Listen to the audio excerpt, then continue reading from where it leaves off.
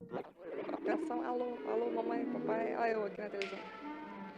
Um grupo de música instrumental brasileira, com raízes muito fortes no samba, na gafieira e uma pitada de música soul, por que não? Porque vivemos na década de 70, tem tudo a ver. Essa é a banda Black Rio, liderada pelo músico, saxofonista e flautista Oberdan. Oberdan, explica pra gente como surgiu a banda Black Rio. Bom, a banda surgiu através de um processo assim de uns 10 anos, que foi do meu conhecimento com o Barrozinho, que toca trompete. Depois veio o meu conhecimento com o Luiz, e após ter conhecido os dois, assim, ter tocado, formamos uns 3 ou 2 grupos, que foi Abolição, em 70.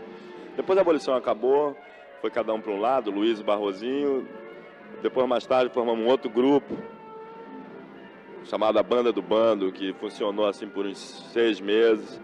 E depois Luiz conheceu o Claudinho através do grupo Senzala, e conheceu o Jamil e Cristóvão também. Então, em 77, a Warner lançou aqui o primeiro suplemento nacional, então nos convidou para formar um grupo que seria mais ou menos uma banda que teria uma proposta para dança, né? Uma banda assim quente.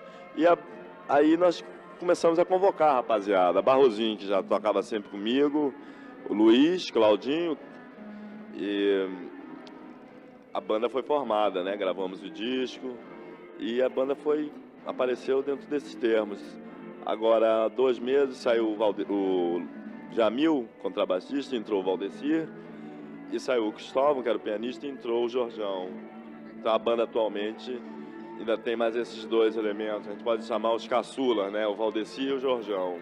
Então, Valdecir, explica pra gente assim, como você definiria o som da banda Black Rio? Qual o tipo de som vocês fazem? Bem, o tipo de som que a gente faz é assim um somatório de tudo aquilo que a gente acumulou e que acumula, né, até agora. O que acontece é o seguinte: toda essa informática que a gente teve, né? Bem, eu pelo menos eu comecei a escutar música, mesmo detalhadamente, a partir dos 60 para cá, porque aí já comecei a me observar mais a detalhes, né? Então, daí para cá é todo esse somatório de coisas, né, que acontece até agora. Podia-se dizer que assim um som bem brasileiro e com toda essa informática assim de um pouquinho de chorinho, um pouquinho de soul music, um pouquinho de jazz, um pouquinho de samba, um pouquinho e muito mais mesmo, uma grande pitada de nós mesmos, né? Porque isso é importante para a música. Então, é um som muito atual, eu acho.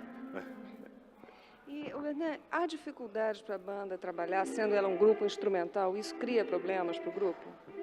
Bom, já de ser um grupo instrumental é sempre um pouco mais problemático, né? Porque as pessoas, o processo de música instrumental no Brasil, elas estão um pouco latentes. São os universitários, alguns que prestigiam, porque as pessoas realmente ainda sentem falta do verbo, né? Da palavra. Então você vê um show, por exemplo, de Maria Bethânia, é capaz de superlotar o tempo todo, né? E você vê, nós fizemos o show aqui, vieram assim um número de pessoas razoavelmente bom. Mas se fosse um show, vamos dizer assim, de uma cantora ou de um cantor, a tendência era vir mais pessoas. Então a gente luta, a gente tem consciência disso, mas já esteve muito melhor. Há 5 anos atrás nem se podia pensar em fazer o Banda Black Rio, o próprio Hermeto mesmo, que já lota teatro, né? Porque não tinha público. Hoje já está tendo um público. Esse público não é muito grande, mas já é um público bem significativo, que já nos dá um incentivo para poder continuar com o trabalho, né? Que é muito importante. A arte, se você faz arte, ela deve ser consumida, porque senão aquilo fica, sabe, fica fechado, você não pode mostrar. Então já há oportunidade de mostrar música instrumental aqui no Brasil. Não está ainda, claro, como nós gostaríamos que tivesse, assim, com um público mais forte, mas já tem uma grande percentagem de pessoas que são mais os estudantes, né? É o pessoal que está assim começando a ter uma consciência melhor de música, assim. Mas o problema ainda é latente. O problema ainda é latente. Ainda está faltando ainda mais uma reforçada assim para ter assim um público maior para música instrumental. E diga uma coisa, quais as perspectivas assim no trabalho de vocês daqui para frente? Agora há um segundo LP a caminho e como é que vai ser o trabalho de vocês daqui para frente? Bom, o trabalho nosso, ele tende a se internacionalizar, porque nós pretendemos fazer um disco. Esse disco, me parece, da Black Rio, foi lançado na Alemanha, em Portugal, nos 6 países aí. O Avério Eite gravou já o arranjo da Baixa do Sapateiro, está começando a acontecer. Mas o segundo disco, nós pretendemos lançar assim nos 10 a 15 países. Então seria um disco com sentido bem universal. Vão ter 4 a 3 músicas cantadas, né, porque isso ajuda muito, dá mais uma força. E é um trabalho que a gente está pretendendo fazer para lançar no Brasil, mas lançar no mundo todo. É um trabalho assim que a gente está muito afim de, sabe, de internacionalizar esse trabalho. Essa que é a verdade. E outra coisa, Roberto, o nome da banda, sendo Banda Black Rio, isso não criou problemas para vocês também? Isso não limitou, por exemplo, o público de vocês? Bom, acontece o seguinte, o Salvador, que é um amigo meu que vive nos Estados Unidos, falava uma coisa certa, porque quando nós formamos a abolição, existia esse papo, mas esse negócio de abolição, porque só tem negros, o final da história, o que ganha mesmo é o som, sabe? Ninguém tá mais, as palavras as pessoas duvidam, mas do som ninguém duvida, a pessoa gosta ou não gosta. Depois, e o Blackout? E o Johnny Alf? E o Dick Farney? Sempre foi muito normal no Rio de Janeiro usar essas fachadas. A banda Black Rio tem um sentido puramente comercial. O Claudinho é branco, tá aqui, ó.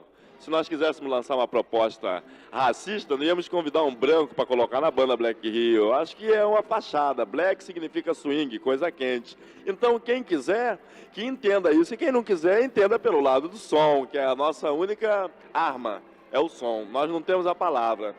A palavra é a palavra e o som é o som.